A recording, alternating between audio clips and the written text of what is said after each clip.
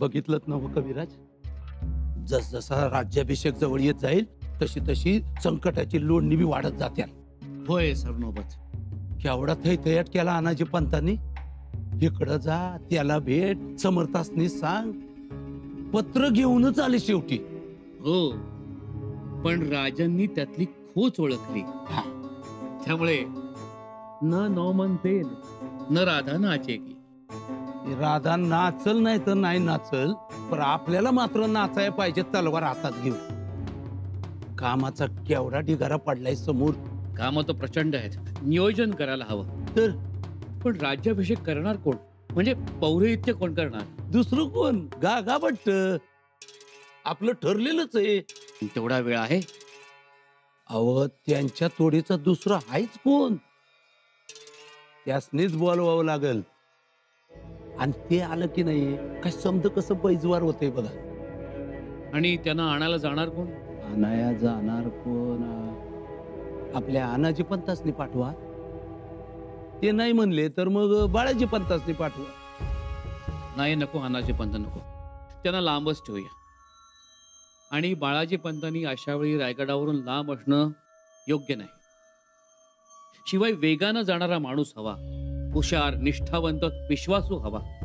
असा माणूस हाय. एक माणूस हाय. कोण?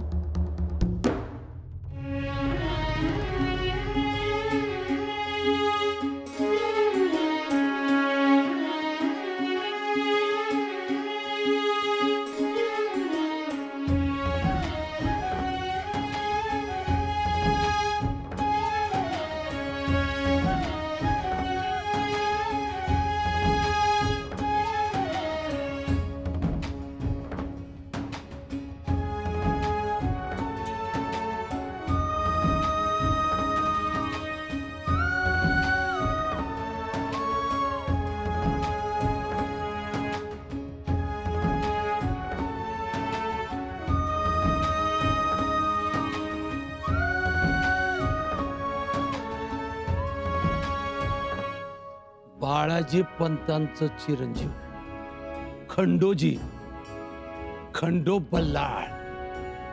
खंडो बल्लाळ? है. आपल्या बापासारखाच हुशार, चतुर खंडो बल्लाळ.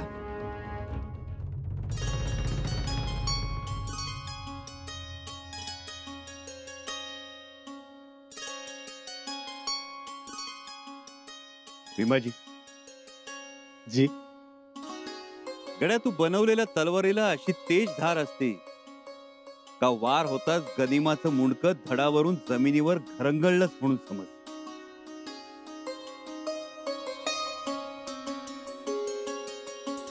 शाबास, चालू द्या.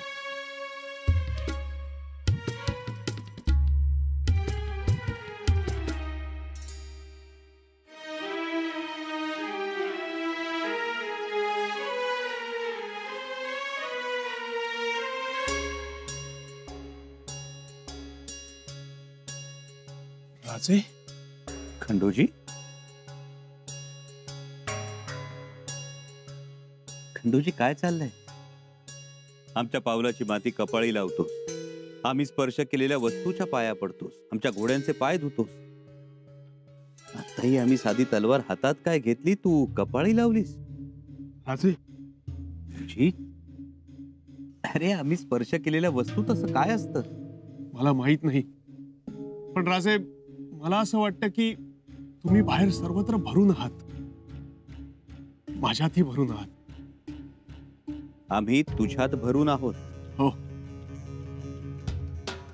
मारुती रायासारखी छाती फाडून दाखवता येणार नाही, पण माझ्या हृदयी तुम्हीच आहात राजे.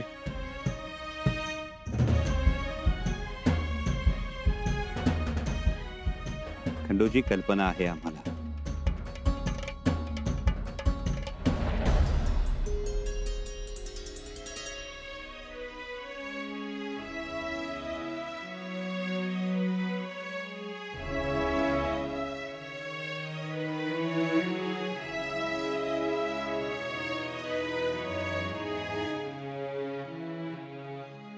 बाबा अहो थाळा नाही घेतलात तुम्ही? हो नंतर घेऊ, आता सवड नाहीये.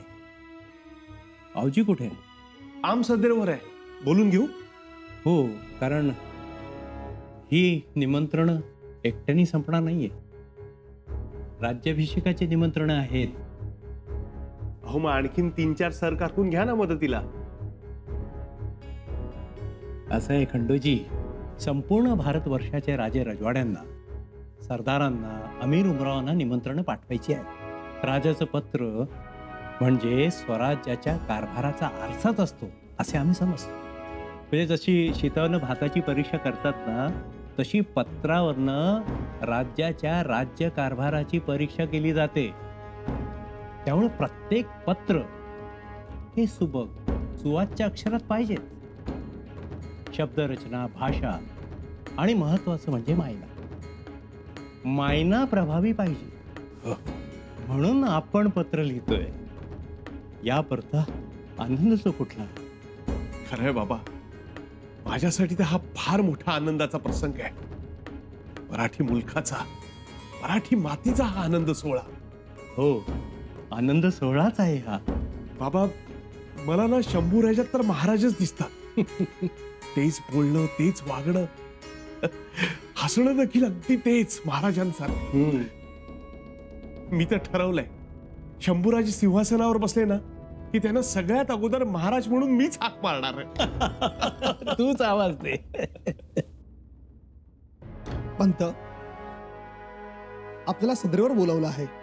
सदरेवर आलोच. सदरेवर जाऊन येतो.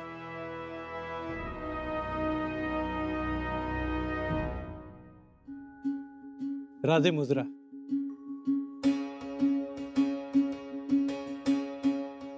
या बाळाजी काका. राजे एवढ्या तातडीने बोलवलं?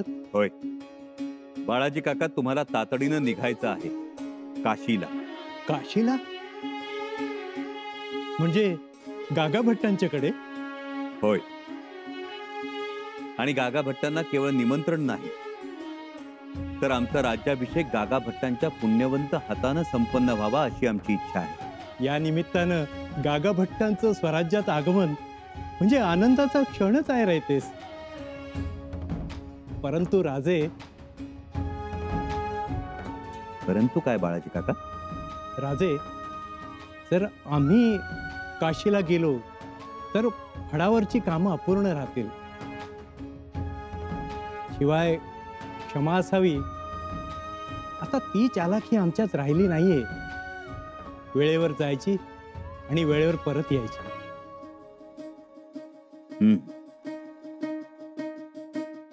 तसं असेल तर आणखी एक नाव आहे आमच्या मनात.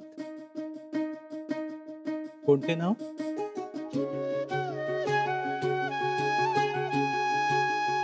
खंडोजी बाळाजी, अर्थात तुमचे चिरंजीव खंडो बल्लाळ. राजे, खंडोजी बल्लाळला तुम्ही निवडलं या कामासाठी? अहो, यापेक्षा दुसरा मोठा आनंद काय असेल तो? अहो, तो एका पायावर तयार होईल.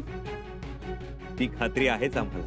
हो राजे, खंडोजीला एवढी मोठी जबाबदारी दिली आपण. माझी काळजीच मिटली. त्याच्या आयुष्याचं सोनं झालं. बाळाजी काका, या कामासाठी आम्ही खंडोजीची निवड केली. त्याचं कारण म्हणजे खंडो बल्लाळ शूर योद्धा तर आहेच, पण त्याचबरोबर ते हुशार आहे आणि मुख्य म्हणजे निष्ठावंत आहे. निष्ठावंत आहे. घ्या, आता याला खंडोजीच्या ठाई निष्ठा दिसतीया. बघा ना, म्हणजे आम्ही काय निष्ठावंत नाही? ऐकलं का? अहो, निष्ठा होती म्हणूनच आजवर महाराजांच्या सोबत आपण सावली सरकार राहिलो. तर महाराज आग्र्याला गेले तेव्हा निष्ठेनेच राजगड सांभाळला ना आम्ही. आणि आम्ही महाराजांचा जीव वाचवण्यासाठी त्यांचं स्वांग घेऊन त्यांच्या पलंगावर झोपलो, स्वतःचा जीव धोक्यात घालून. ते बी निष्ठा होती म्हणूनच ना.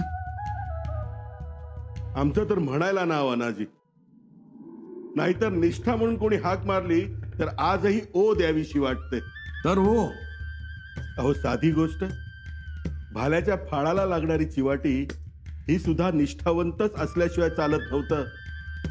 तलवारीला पाणी पाजणारा लोहारी निष्ठावंतच. महाराजांचा अंगरके शिवणारा शिंपी अंतोजी खर्चुले, त्याचा भाऊ, वडील निष्ठावंत. तेच म्हणतोय मी.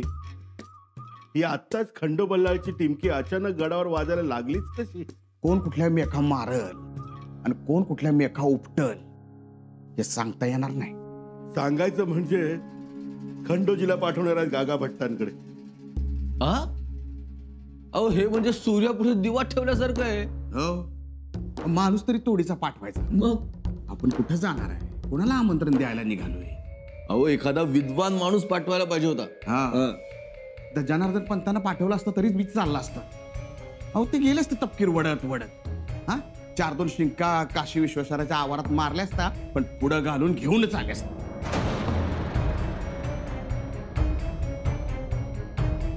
तेच नको. आता काय झालं? तुमच्या एक गोष्ट लक्षात येते का? कोणती? गागा भट्ट आले आणि त्यांच्या शुभ हस्ते जर संभाजीराजांचा राज्याभिषेक झाला तर अख्ख्या हिंदुस्थानात त्यांचा डंका वाजेल, त्यांचा उदो उदो होईल. ते होणारच हो. गागा भट्ट आहेत ते काशी धर्मपीठाचे मुख्य, मोठा अधिकार आहे त्यास. आणि अशा वेदोनारायणकडून जर मान्यता मिळाली तर शंभूराजे आपल्या कक्षेच्या बाहेर गेलेच म्हणून समजा. ऐकलं का? आता तुम्ही एक गोष्ट ऐका. शंभूराजांच्या पत्त्यावर पडणारी एकही गोष्ट होऊ देऊ नका. पंत, आपल्याला काहीतरी करायला पाहिजे. करू, नक्कीच करू, केलेच पाहिजे. आपले मुसळ केरात जाऊ द्यायचे नाही.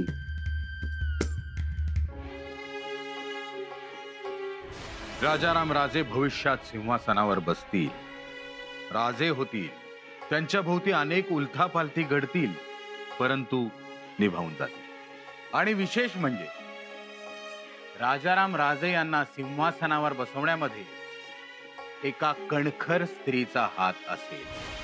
बाळराजेंच्या पत्रिकेत राज्याभिषेकाचा योग आहे असं गागा भट्टांनी पत्रिका पाहून सांगितलेलं लख्ख आठवतंय आम्हाला.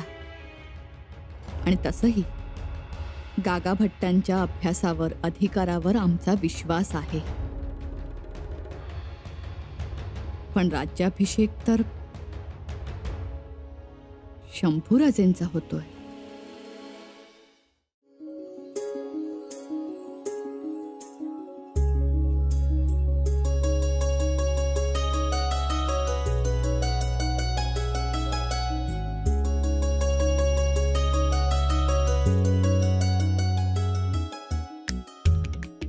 वहिनीसा, काय वाचताय?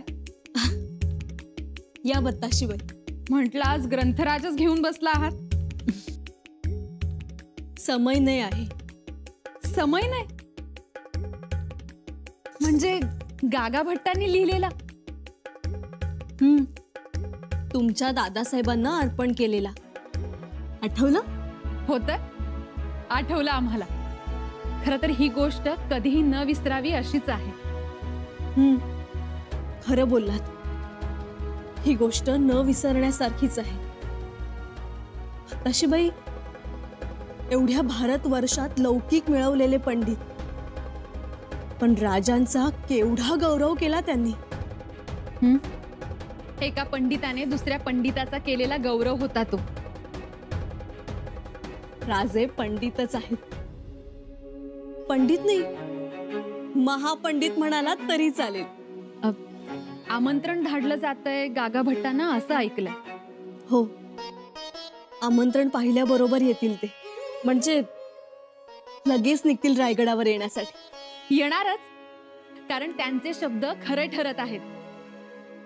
गागा भट्ट म्हणाले होते आमचे दादासाहेब सवाई शिवाजी राजे होतील म्हणून. मग आता त्यांनी वर्तवलेल्या सवाई शिवाजी राजेंचा राज्याभिषेक करायला त्यांना केवढा आनंद होईल. खरंच हो, खूप आनंद होईल. गागा भट्टांनी दादासाहेबांचा आनंदच चिंतला. बघा ना, पहिल्याच पानावर अर्पण पत्रिकेत त्यांनी लिहिलंय, दिन करत नयेन तेन गागा बिद विबुधेन निरीक्ष सन्निबंधान रघुवर कृपया मुनानिबद्ध समयनय सुखमेतू शंभूराजा. या ग्रंथाने शंभूराजे आनंदी व्हावे. सुखमेतू शंभूराजा म्हणजे गागा भट्ट नक्की येणार आणि सोहळाही नक्की होणार. बत्ताशीबाई, तुमचे दादासाहेब आणि आमचे युवराज आता छत्रपती होणार.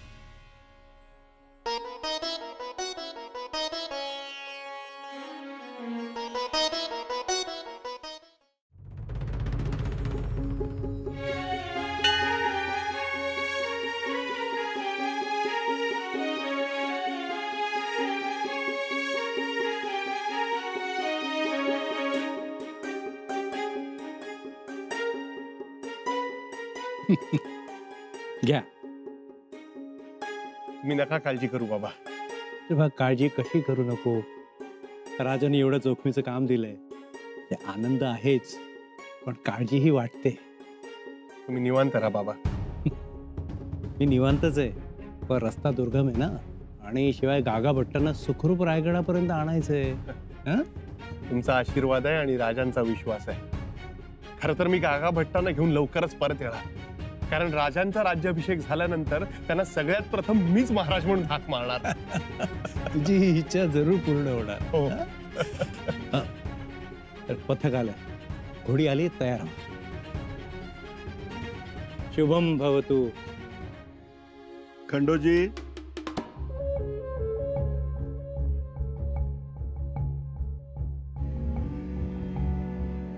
जाताना आमचाही एक निरोप घेऊन जा गागा भट्टन. निरोप? अनाजींचं हे पत्र गागा भट्टांपर्यंत पोचवा. बाबा.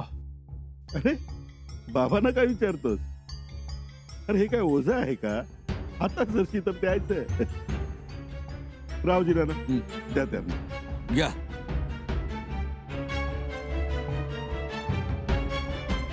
आठवणीने द्या. हे मोहरबंद पत्र आहेत, त्यास लाखेवर मोहर उमटवली आहे. हे मोहरबंद पत्र गागा भट्टांशिवाय दुसऱ्या कोणास उघडता येणार नाही. निघतो मी. शाबास. लवकर जा आणि लवकर या. रिकामी हाती येऊ नका. येतो मी. या. चला.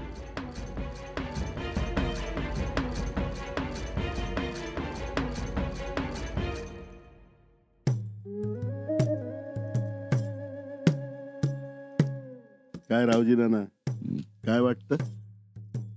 गागा भट्ट काही आता येत नाहीत. मारला की नाही पायानं तिढा? मारलात. आता गागा भट्टांनी पत्र वाचल्याबरोबर त्यांचं तोंड दक्षिणेऐवजी उत्तरेस फिरेल हे खात्रीशीर.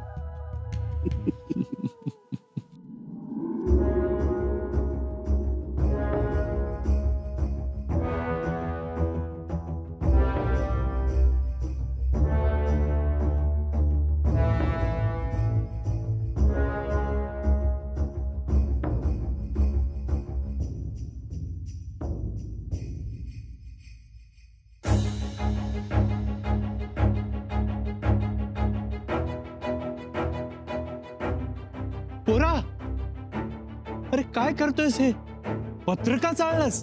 अनाजी पंतांचा विखार मी जाळला बाबा. पण उद्या काही झालं तर? उद्या काही होऊ नये म्हणूनच मी पत्र जाळले बाबा. बाबा, मला क्षमा करा, पण माझ्या राजाच्या शुभ कार्यात मला विघ्न नको होतं, आणि मी ते विघ्न येऊ देणार नाही. बाबा, मला वाईट वाटलं? नाही पोरा, आनंद वाटला, अभिमान वाटला. ज्या तडफेनं मागचा पुढचा विचार न करता तू पत्र जाळलंस, त्यात तुझ्या धैर्याची वाहवा. बाबा, पण स्वामी निष्ठा शेवटपर्यंत सोडू नकोस. ती शेवटपर्यंत राहील बाबा. मला माझ्या शंभूराजांशिवाय दुसरं काही दिसत नाही. माझं जगणं मरणं केवळ शंभूराजांसाठी. तुझे हे शब्द ऐकून तुला जन्म दिल्याचा अभिमान वाटतोय मला. असाच अविचल राहा. जर नाव लौकिक कमवायचं असेल तर स्वामीनिष्ठा कधीही सोडू नकोस. ती शेवटच्या श्वासापर्यंत राहील. खंडोबल्लाळ म्हणजे स्वामीनिष्ठा हे मी सर्वांना दाखवून देईन. येतो मी.